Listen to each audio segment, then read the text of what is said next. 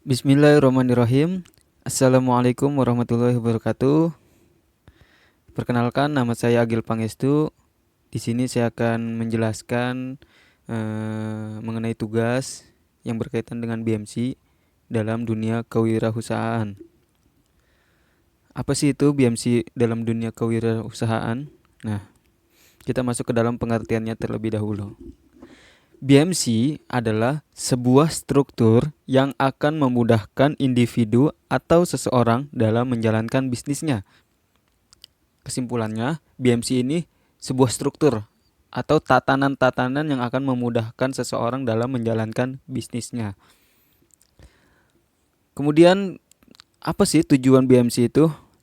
Tujuan BMC itu sederhana, yaitu untuk mempermudah mengoptimalkan bisnis kerja atau usaha. Itu tujuannya.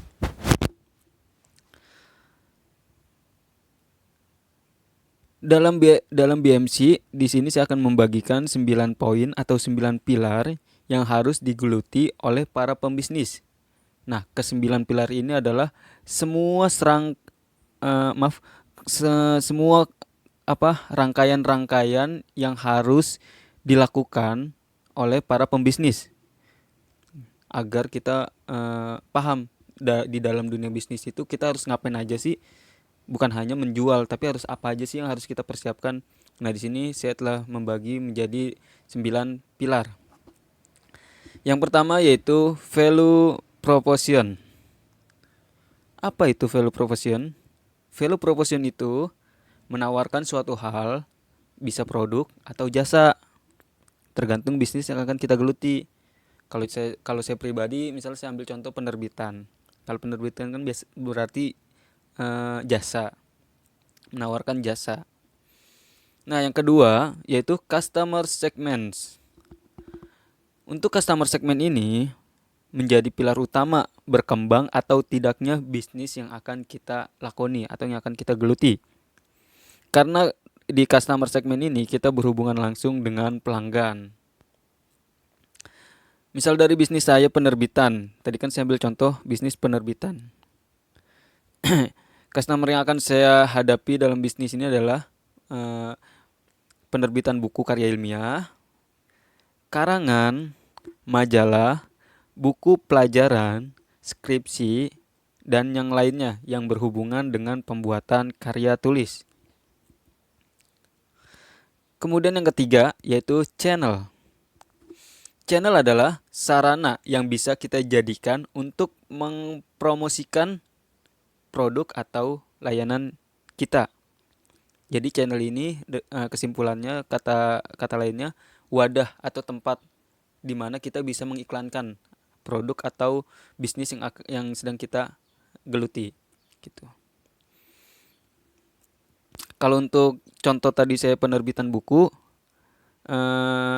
channel atau wadah yang bisa saya manfaatkan untuk mempromosikan atau mengiklankan bisnis saya bisa berupa kampus-kampus, sekolah, atau juga media sosial.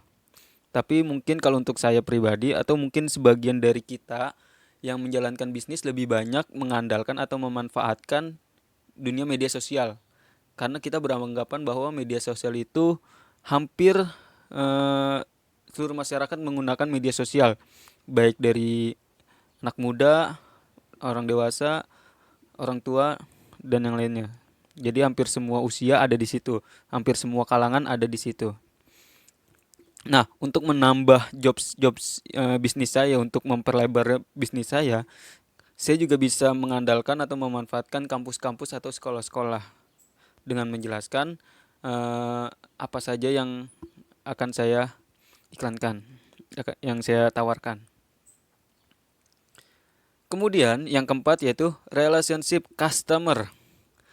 Apa sih itu relationship customer? Relationship customer adalah lingkup bagaimana kita menjalin kerjasama dengan customer atau pelanggan. Bagaimana kita bisa menjalin kerjasama yang baik dengan pelanggan kita agar mereka mempercayai produk atau jasa yang kita tawarkan. Kalau untuk saya pribadi bisa memberikan kenyamanan dan kepuasan kepada pelanggan. Misal dari pembuatan yang cepat dengan hasil yang baik. kan orang seneng tuh hasil cara kerja yang cepat dengan hasil yang baik. Harga yang terjangkau. Nah, biasanya harga ini menentukan nih minat customer. Semakin murah, semakin diminati biasanya, tapi dengan hasil yang baik. Harga terjangkau, hasil baik itu pasti diminati.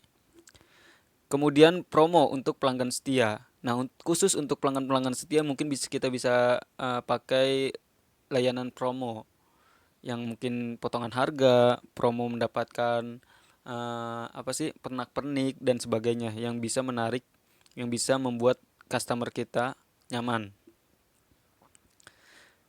Kemudian yang kelima yaitu key activities. Key activities ini mencakup segala aktivitas yang harus dilakukan oleh seorang pembisnis untuk menghasilkan suatu produk atau layanan yang baik dan memuaskan. Key aktivitas ini berhubungan langsung dengan yang nomor 4 tadi ya, yaitu relationship, di mana kita harus melakukan hal-hal yang membuat customer kita tuh senang menggunakan jasa kita atau memakai produk kita.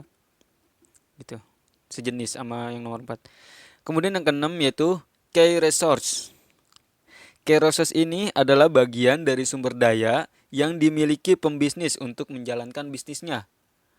Dalam kata lain, SDM apa aja sih yang digunakan dalam bisnis kita? Nah, itu masuk ke key resource. Kalau untuk contoh tadi saya penerbitan, itu bisa saya jelaskan atau saya jelaskan key resource-nya itu berupa marketing, editing, kantor, peralatan editing, dan lain-lain yang berhubungan dengan pengelolaan penerbitan buku. Kemudian yang ketujuh yaitu key partnership. Key partnership ini adalah jasa atau bagian yang menunjang jalannya bisnis kita. Sebagian bisnis itu, bahkan hampir semua bisnis itu kita nggak bisa jalan sendiri. Kita pasti membutuhkan partner untuk agar berjalannya bisnis kita. Biasanya menggunakan partner atau menjalin kerjasama dengan orang lain.